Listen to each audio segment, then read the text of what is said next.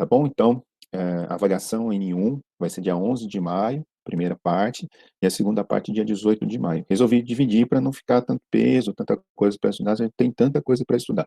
Então, e consciente disso também, eu vou fazer uma coisa pegando leve, assim, no sentido das questões mais simples, mais simplificadas, no estilo das questões que eu coloquei para a aula de hoje. Eu não sei se vocês já deram uma olhada, já deram uma acessada para fazer isso. E aí, como que a gente vai fazer? A gente vai aproveitar o horário da aula, na semana que vem, a gente pode entrar 20h50, tá? Vou até marcar aqui para não esquecer, depois eu coloco isso lá no chat, excepcionalmente na próxima semana, dia 11 de maio, dia 18 de maio, a gente entra no horário, 10 para 7.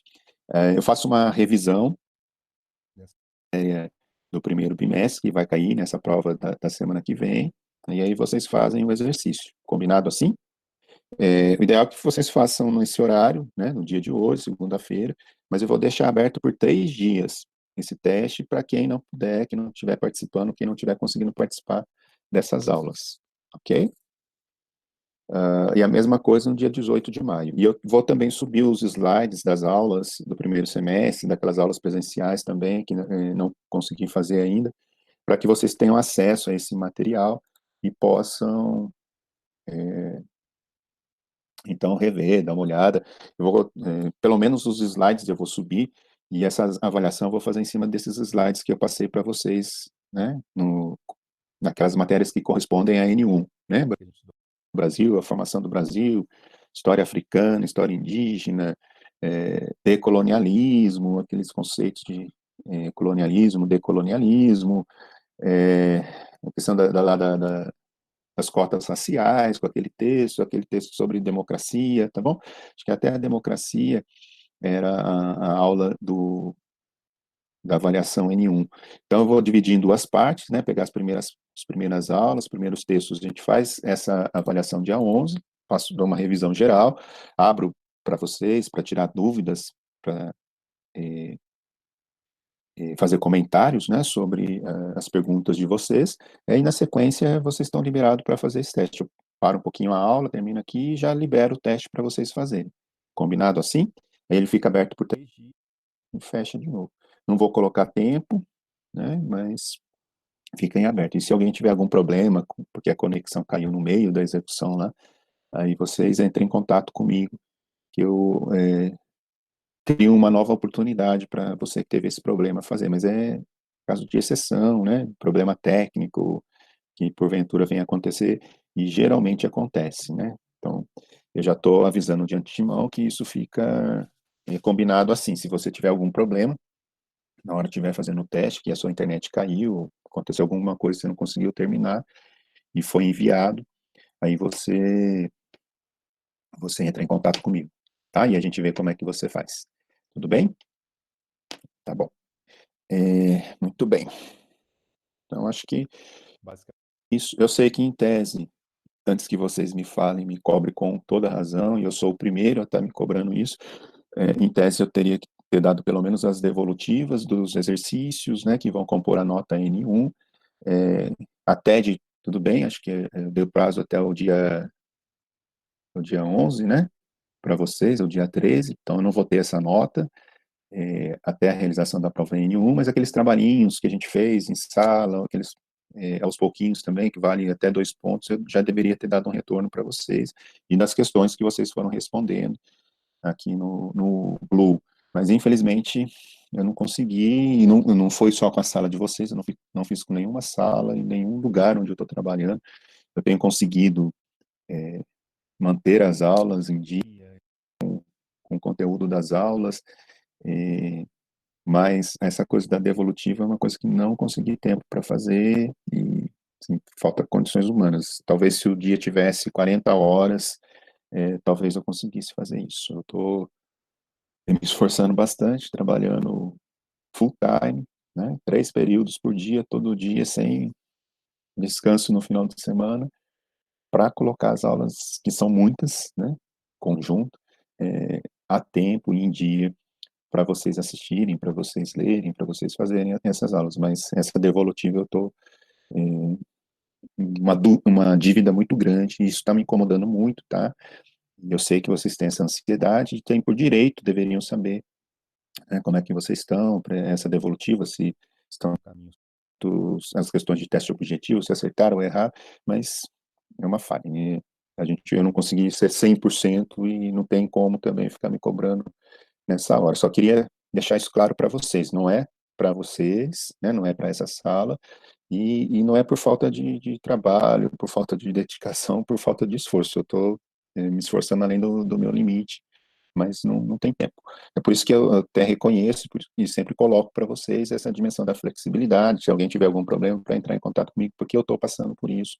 Sei que é essa dificuldade, né? Então, acontece e a gente está aberto para essas eventualidades, tá? Eu vou fazer um esforço para tentar corrigir pelo menos as notas referentes ao N1 até a semana que vem, mas não é uma promessa que provavelmente eu não vou cumprir se eu fizer, tá bem? Espero, eu sei que vocês compreendem, né? E só tenho que falar assim, me desculpa, não consegui dar essa devolutiva. Eu pensei que ia fazer isso nesse feriado, mas foi um outro final de semana que eu trabalhei, parece que eu estou enxugando gelo. E só consegui preparar a aula que eu tinha que preparar para essa semana. Bom, né, não é muro de lamentações, né? Mas estou só me justificando assim para vocês ficarem tranquilos, porque é uma condição geral, tá bom? Não é particular dessa sala. Que mais que tem para falar antes? Tem alguma dúvida sobre as atividades, sobre essas que eu passei para vocês fazerem da TED-A, o trabalhinho da N2, se tiver pode falar, ou das avaliações, do teste que eu fiz e já passei para vocês. Se tiver alguma dúvida, alguma questão, vocês podem colocar, né, que eu respondo para vocês. Acho que eu coloquei lá os grupos, acho que foram 2 ou 3 grupos que me deram devolutivas, tá, da formação dos grupos. Eu deixei aberto lá para vocês formarem os grupos, a gente não teve esse retorno. Eu coloquei os alunos que não tinham se manifestado como um grupo individual, tá, e mandei aviso, acho que vocês receberam, se for fazer em dupla ou em trio, para se manifestar lá através de resposta ao aviso no chat, para que eu possa corrigir, então, a ação desses grupos. Bem, é isso. Então, vamos lá. O tema da aula de hoje, né, que é globalização, desigualdade global, é um tema, deixa eu ver se eu consigo compartilhar a tela aqui com vocês, que é continuidade da, da aula da semana passada, né? A gente faz uma discussão um pouco daquilo, das consequências daquela situação da economia globalizada, o que isso traz de consequências para os países e para as relações entre os países, né? Então, a gente vai verificar que esse modelo, né, de organização das relações internacionais, as relações entre os países, acaba constituindo a produção de uma desigualdade entre os países, né? Isso a gente está chamando de desigualdade global, que coloca situações extremas para muitas populações no mundo todo, né? E permite que ainda milhares de pessoas, durante todos os anos, ainda morram de fome, né? Uma condição que, você imaginar, poderia ser extinta já desde o século XIX, com a Revolução Industrial, e o nível, né, o aumento do nível de produção e de produtividade provocada pelas transformações tecnológicas, e a gente chega no século XXI ainda com situações, né, alarmantes, de tragédias humanitárias, de pessoas que morrem, têm acesso, né, à comida, seja porque a escassez da comida, seja porque as pessoas não têm recursos para adquirir esses alimentos que são relativamente caros. A gente coloca uma questão para se pensar, né, como a gente deixou chegar a essa situação, né, que eu coloco aí no começo do slides para vocês, uma questão para vocês pensarem. Tá? Eu estou acabando de editar a explicação do slide, eu vou passar essa explicação bem rapidinha, esqueci de dizer, Estou o dia inteiro fazendo isso, entre uma coisa e outra, né? Eu vou conseguir subir agora só depois da aula de vocês, mas tem a explicação desse slide que eu estou passando aqui para vocês, tá ok? Então a gente faz essa discussão, né? Mostrando aí essa situação da desigualdade econômica e social no mundo, né? A gente observa que a desigualdade é concentrada aqui no continente africano, né, nesses países de cor mais clara, amarela, mais clara aqui, onde se concentra a pobreza no mundo, aqui no continente africano, no sul do continente asiático, né, Índia, Tailândia, alguns países aqui dessa região, Bangladesh, esses outros países todos, e também aqui na América do Sul, né, cinturão aqui em torno do Brasil, e o próprio Brasil, que está numa renda média aí, né, de países relativamente, está no meio termo, né, enquanto que a riqueza se concentra aqui na América do Norte e na Europa, esses países aqui, onde a gente observa, e alguns raros países aqui, com uma renda superior a 64 mil, né, uma renda média per capita superior a 64 mil dólares por ano. Então, essa é a situação de desigualdade no mundo mostrada por esse mapa, né, que mostra um verdadeiro fosso, uma verdadeira disparidade, distância muito grande entre os países, né?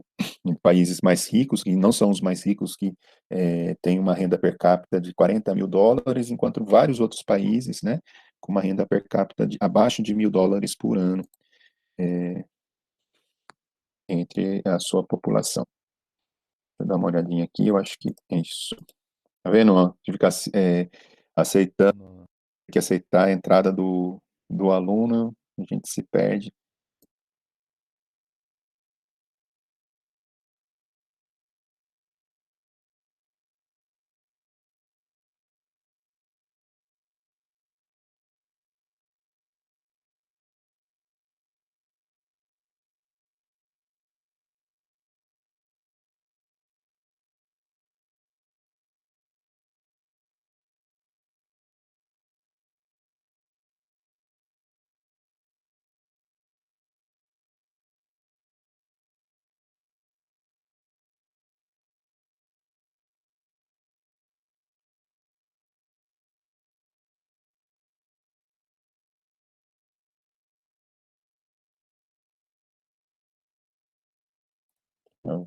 Perdão, essa coisa de voltar e para lá, para cá, eu acabei apertando aqui bem no meio da tela e acabei abandonando a sessão. Vamos lá.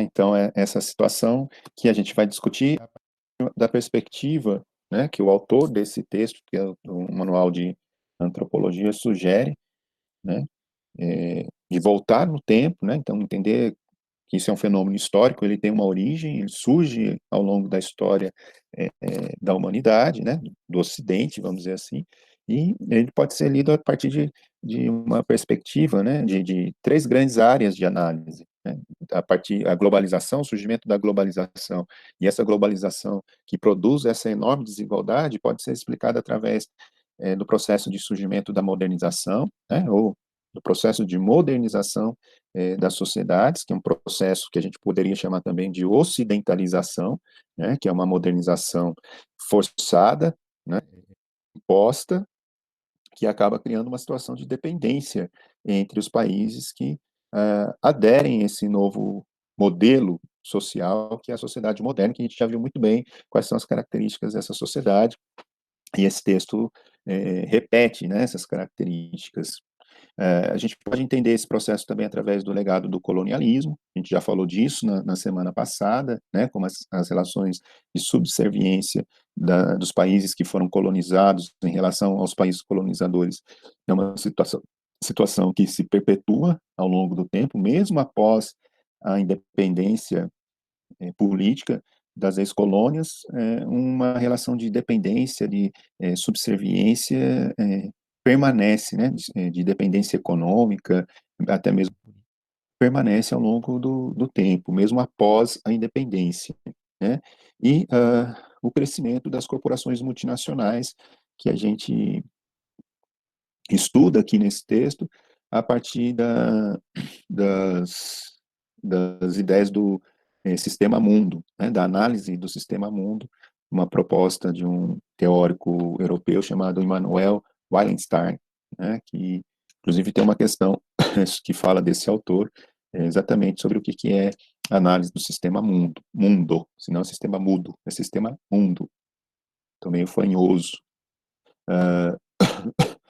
Esse processo, né, de surgimento da modernização, que ele vai falar, a gente de alguma forma já viu bastante isso, ele faz a crítica aqui muito próximo, né, ligada àquela crítica do pensamento decolonial que nós vimos no primeiro semestre, né, que a visão do desenvolvimento, a própria ideia de modernização é uma visão etnocêntrica ou eurocêntrica, né, que trata os outros países como mais atrasados, como países primitivos, né, e que a cultura ocidental seria a cultura mais avançada, que todo mundo desejaria ser como os europeus ou os ocidentais são, né, inclusive com o seu estilo de vida.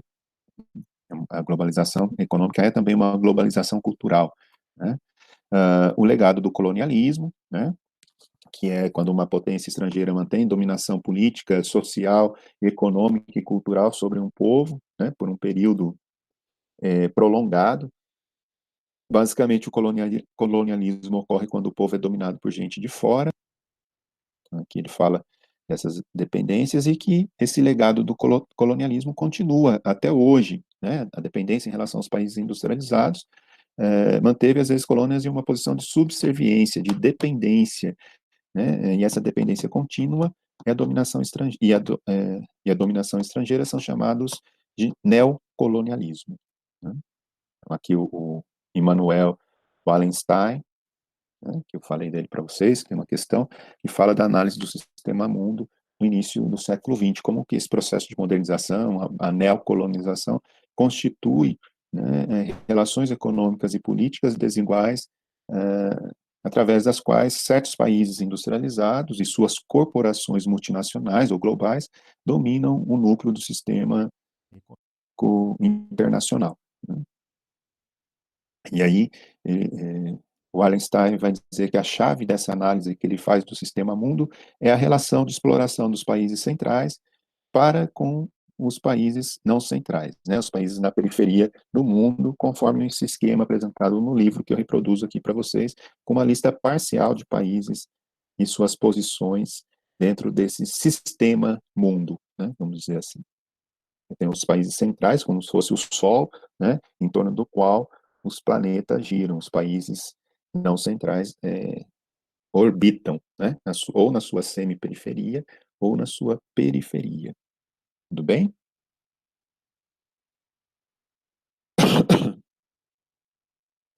A teoria do sistema mundo é uma das várias teorias que foram reunidas sobre a designação de teoria da dependência, né? Segundo essa teoria da dependência, mesmo quando fazem avanços econômicos, os países em desenvolvimento, na semiperiferia do capitalismo ou na periferia do capitalismo, permanecem fracos e subservientes a países e empresas centrais em uma economia global cada vez mais interligada, né? Cada vez mais os países perdem o poder de tomar decisão sobre os seus próprios destinos. Cada vez mais eles são dependentes, né, subservientes aos interesses dos países ricos industrializados e aos interesses, sobretudo, aos interesses das empresas centrais do capitalismo, das grandes empresas, dos grandes conglomerados globais, nacionais que existem hoje, né? A gente pode ver, né, que essa tendência, né, essa subserviência leva os países em desenvolvimento a produzir um rígido controle da inflação e austeridade fiscal, né, um teto de gastos do governo brasileiro que foi votado, que não pode gastar acima do que foi gasto nos últimos 5 anos, é um exemplo desse controle da austeridade fiscal. Isso visa controlar a inflação, né, não permitir que a inflação suba muito, mas também esse rigorismo, né, da austeridade fiscal, que vê todo o investimento do governo como um gasto desnecessário, né? Ao mesmo tempo, a flexibilização dos direitos trabalhistas, né, a redução dos direitos trabalhistas, né, essa seria a palavra, e, inclusive, levando ao congelamento dos salários dos trabalhadores, o aumento da privatização de indústrias e empresas estatais, veja, todos os processos que o Brasil fez desde a década de 90, desde o começo dos anos 2000, sofrendo, né, passando por essas características ligadas à cartilha, e o FMI, o Banco Mundial, né, representantes desses países centrais do capitalismo, destinam para os países não desenvolvidos, né? Reduzir os gastos públicos com serviços prestados pelo governo, com salários do funcionalismo público, tudo isso para que produzam superávit, ou seja, tenham capacidade financeira para pagar os juros das dívidas contraídas com os países e corporações centrais, né? Essa é a chave dessa dependência, dessa subserviência dos países da periferia com os países centrais do capitalismo. A relação é criada por essa dívida, né, contraída seja diretamente dos governos desses países ricos, ou seja de bancos, né, e empresas financeiras com sede nesses países centrais do capitalismo, né? De alguma forma, as empresas, os países estão amarrados, né, engessados por essas dívidas que foram contraídas ao longo dos anos, né, e que hoje cobram o seu preço na forma de juros, né? Então, o Brasil, todo mês, todo ano, muitas décadas, precisa se esforçar para produzir um superávit primário, pagamento da dívida dos juros, desculpa, para o pagamento dos juros da dívida externa, né? Então, se limita toda a nossa capacidade de investimento enquanto Estado, né? Veja que tudo é considerado gasto, né? Investimento em saúde, investimento em educação, investimento em segurança, investimento em lazer, tudo que o Estado, né, investe para oferecer uma qualidade de vida melhor para os seus cidadãos, entra na conta de gasto, né? A única conta a único gasto, a única despesa que não entra nessa conta do gasto, né, que não entra no cálculo do superávit primário, é exatamente o pagamento dos juros, né? Então, todos os governos desses países periféricos, eles se resumem em produzir riqueza, em economizar dinheiro, para no final de um período X, ou seja, do mês, do ano, ter dinheiro para honrar seu compromisso com os juros. Não importa se o povo não tem saúde de qualidade, não importa se o povo tem educação de qualidade, porque ele não pode gastar com essas coisas, porque ele tem que guardar esse dinheiro para pagar os juros da dívida externa. Uma situação extremamente perversa, né, porque engessa esses países no sentido de que eles possam eles mesmos produzir os rumos do seu desenvolvimento econômico, né? Você não pode fazer nada, não pode gastar porque você tem que pagar juros, em uma situação de juros, né, em cima de juros, que muitos analistas vão falar que é uma dívida que é impagável, nunca tem fim, né? Ou outros vão dizer que essa dívida já foi paga há muito tempo, né? E que não deveria ser mais cobrada essa dívida, os juros dessa dívida, enfim. Mas é uma estratégia, né, que essas corporações multinacionais e os governos dos países centrais criaram para manter, né, esses países sob a sua área de influência, né? Então, países da periferia do capitalismo dificilmente concorrem no mercado internacional, né, como o ideário liberal, do liberalismo econômico, preconizava, como a gente viu na semana passada, em situação de livre concorrência. Ele não pode vender aquilo que ele tem para exportar para qualquer país que ele quiser, para qual país pague mais. Ele tem que se sujeitar a pagar o preço do país sobre o qual ele está sob influência, o país rico, né, que controla os seus negócios, quer pagar. Então, não é esse país da periferia que define o preço da sua matéria-prima ou o preço que ele tem que pagar para ter os produtos industrializados. Isso é definido no estrangeiro, é definido fora da sua alçada de poder, né, de vontade. Tudo bem? Então, depois a gente tem o terceiro item, né, que é o crescimento das corporações multinacionais, que ajuda a explicar a situação desse modelo econômico globalizado no qual a gente vive, né? Então, a gente tem gigantes corporativos que têm desempenho, né, no quesito de faturamento, é, muito maior que muitos países do mundo todo, e não só países pobres, mas até mesmo de países ricos, né? Então, gigantes corporativos desempenhado um papel fundamental na ascensão da globalização, né? Porque eles estão circulando, fazendo circular seu capital, e hoje também seu capital, seus produtos, e hoje também as suas mercadorias pelo mundo todo, e não só as mercadorias, mas os serviços também, né? Quantos gigantes corporativos globais hoje, né, não transferiram seu call center, por exemplo, numa área de serviço, para países pobres, onde o salário é muito mais baixo e, portanto, o lucro que ele vai ter com essa atividade é muito maior, né? Muitas empresas norte-americanas que atuam no mundo inteiro, né, esses gigantes tecnológicos, por exemplo, ou da área de consumo alimentar, transferiram seus call centers dos Estados Unidos, sediados em localidades norte-americanas, para a Índia, né? E isso você pode muito bem observar na dinâmica interna do Brasil, né? Muitos bancos, empresas também que transferiram seus call centers é, das cidades, né, centrais, porque a lógica de centro, periferia, periferia da economia global se reproduz dentro, no interior de cada país, e aqui do Brasil também, né? Tem regiões onde o investimento, capital é mais concentrado, e outras regiões onde não existe investimento de capital praticamente nenhum, né? E no meio, num colchão aí entre esses dois extremos, aquelas regiões que recebem uma parte muito pequena dos investimentos de capital, né? Então, muitas empresas como essa que eu falei, que tem suas sedes na cidade de São Paulo, por exemplo, têm migrado os seus call centers para a Bahia, para o interior da Bahia, para o interior de Goiás, para o interior de algum outro estado do Nordeste do Brasil, né? Onde a mão de obra é mais barata, né? Você tem uma dificuldade com a língua portuguesa nessas empresas de encontrar um lugar, né, com uma estrutura boa de comunicação, de internet, né, de telecomunicações, e que fale o português, né? Nós somos esse país mais pobre que tem essas mínimas condições de infraestrutura de telecomunicação, né? Mas a língua inglesa não, ela é falada em muitos países pobres do mundo, né?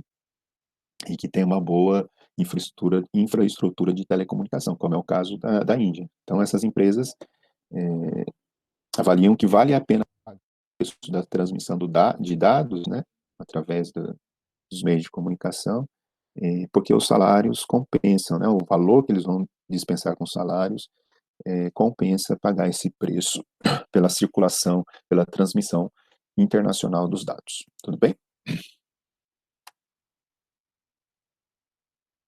Essas relações privadas comerciais e de crédito não são novas, né? A relação de empresas com governos considerados coloniais ou países pobres, não centrais, né? Mas hoje as multinacionais gigantes não estão apenas comprando matéria-prima nesses lugares, nesses países pobres, ou vendendo seus produtos nesses países pobres. Hoje essas mega corporações multinacionais estão também produzindo bens em todo o mundo, né? Transferindo as suas fábricas que produzem os seus bens materiais, terceirizando a produção desses bens, né? Que pode ocorrer em qualquer país do mundo, né?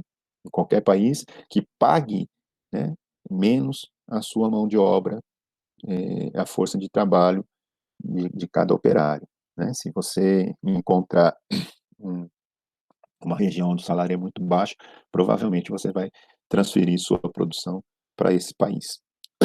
O caso da Nike, né, que é talvez o mais famoso, mas de muitas marcas de roupa que produzem, né, em lugares extremamente pobres, onde se paga centavos de dólares por dia de trabalho, né, e vende seus produtos valor, né, de furar os olhos, muito caro. O John Witt cita aqui o caso da Starbucks, né, que paga 66 centavos de dólares por cada trabalhador nas fazendas da Etiópia e vende o quilo do café produzido nessas fazendas na África, eles põem numa caixa bonita, enfeitada, e vendem o quilo por 50 dólares o quilo, né? Quantos quilos de café um trabalhador consegue colher por dia, né? Ele recebe 66 centavos por dia de trabalho. Essa empresa multinacional, essa mega corporação que tem esse poder todo, vende o quilo desse café por R$ 50, né? Ou pensar na produção de tênis, que está na mesma lógica, né? É, essas menos de $1 por cada tênis produzido é, por um trabalhador no Vietnã ou no Camboja, não sei em que país da Ásia exatamente a Nike instalou sua produção, na verdade são em 3 países diferentes ali da Ásia, mas enfim, menos de $1 por um tênis, por um par de tênis, que depois é vendido por $150, $100 no mundo todo, né? Aqui no Brasil, $600, $800 esse tênis, né? Que é feito, perdão, gente, que é feito com uma mão de obra extremamente barata, né?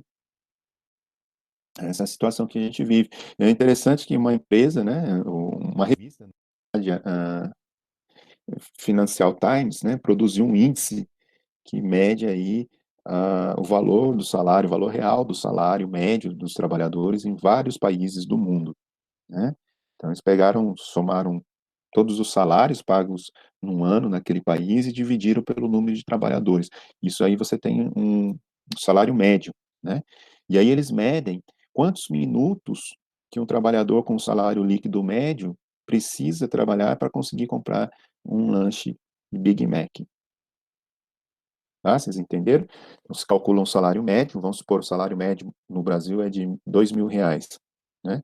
Quanto tempo um trabalhador, quantos minutos um trabalhador que recebe esse salário médio, ou seja, que recebe R$ 2.000 por mês, quantos minutos ele precisa trabalhar e comprar um Big Mac na loja do McDonald's?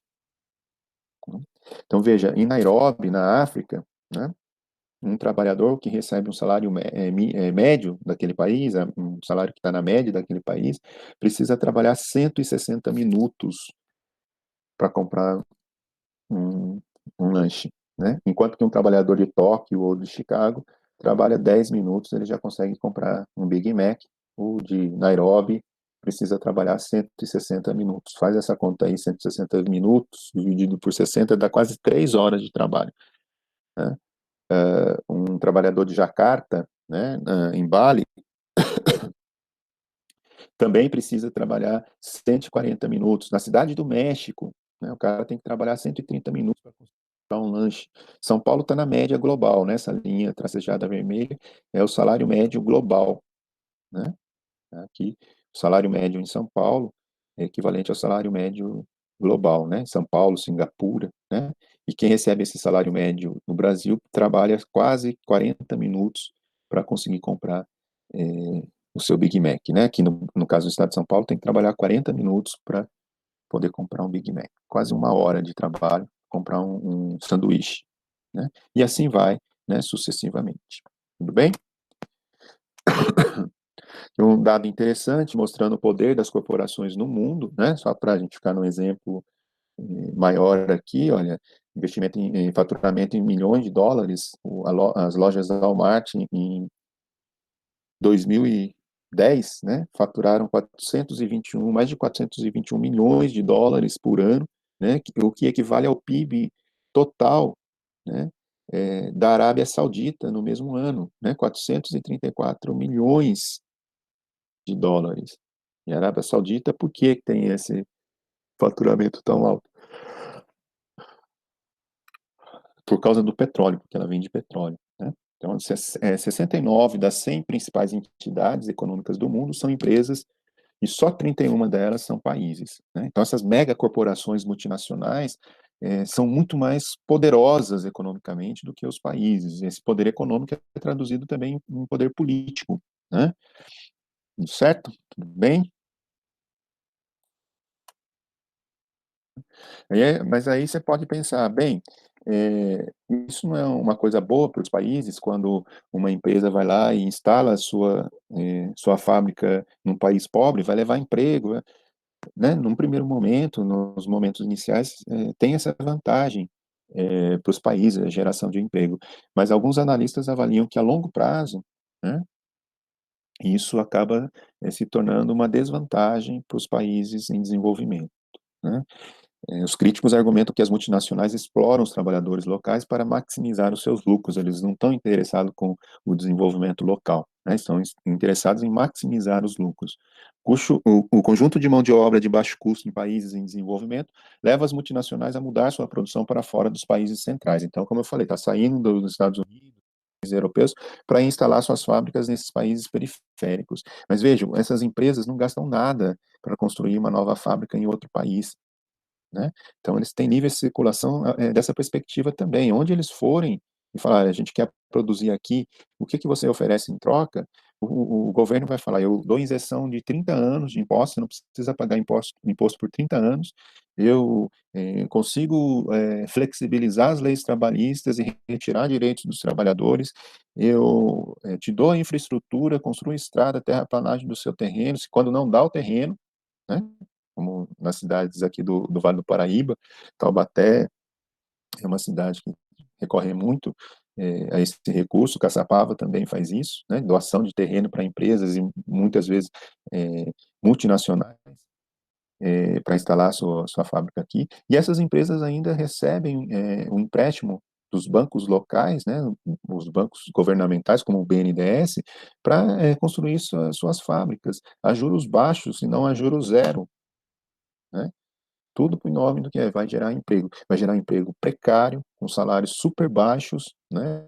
E vai ter tudo isso de vantagem, porque elas têm esse poder de barganha frente aos governos, né, aos estados eh, nacionais, que não tem poder nenhum, né? Que poder um presidente da república, um primeiro-ministro de um país pobre tem quando ele senta na mesa de negociação com o dono do Walmart, ou com o dono da Volkswagen, ou com o dono da Nestlé, né? Se a Nestlé chegar para o prefeito de Caçapava, governador do estado, ou mesmo para o presidente do país e falar, olha, os custos de produção da nossa fábrica aqui no Brasil está muito alto, a gente precisa reduzir salário, porque senão eu vou abrir a fábrica de chocolates lá na China, no Camboja, lá no Vietnã, né, lá em Singapura, onde o custo da mão de obra é muito mais barato. E aí eu pego os chocolates que eu produzo lá e vendo aqui no Brasil. E vou ter muito mais lucro, né? O que que o cara vai fazer? O que que o prefeito vai fazer? O que que o governador vai fazer? O que que o presidente vai fazer? Vai fazer de tudo para manter essa fábrica aqui no Brasil, né? Para manter o emprego. E esse fazer de tudo pode significar abrir mão do recebimento de impostos, abrir mão da garantia dos direitos dos trabalhadores, né? Abrindo a possibilidade de negociação individual e redução de salários, e assim sucessivamente, né? Então, o poder político, né, que muitas vezes é alvo da atenção e da ação e da revolta da população, pode muito pouco frente ao poder dessas megacorporações globais, mundiais, né? Não estão interessados se isso vai gerar pobreza, se muitas pessoas vão passar fome. O que eles estão interessados é em maximizar os lucros, né? Pouca atenção é dada para a população, para os seres humanos que dependem dessas fábricas. Então é isso. Aqui, né, eu passei aí dica de alguns filmes para vocês, que não é obrigatório, mas sugestão, né, para quem está assistindo um cineminha em casa, né? São dois filmes aí que falam dessas relações, dessas megacorporações e o resultado, o impacto no trabalho e na vida dos trabalhadores. Um é de 89, o Roger e eu. Não sei se vocês assistiram, ele tem disponível no YouTube. E o American Factory, né, o Indústria Americana, que ganhou o Oscar desse ano e está disponível na Netflix, né, que fala também de uma situação de uma fábrica nos Estados Unidos, mas invertendo agora, né? A primeira situação é a fábrica que sai dos Estados Unidos para produzir no México, onde a mão de obra é mais barata. Aqui não, o investidor chinês vem para os Estados Unidos, abre uma fábrica, mas quer implantar, né, um modelo rígido de relação trabalhista, de relação capital-trabalho, que é adotado na China, né? Um contexto onde não existe sindicato, onde não existe trabalhistas, onde não existe cobrança do governo em relação até mesmo à segurança dos trabalhadores no interior da fábrica, né? E aí como produzir, né, nos Estados Unidos, ao mesmo custo, ter os mesmos lucros que esse empresário tem fazendo o mesmo produto na China, né? Então, isso gera uma tensão ali que o documentário aborda, né? Então, é muito interessante, vale a pena assistir. Sem falar num filme que eu não coloquei aqui, porque não cabia, eu dei ênfase a essa questão do trabalho, que é um Inside Job, né? Trabalho interno, que fala sobre a crise de 2018. Bom, então é isso, né?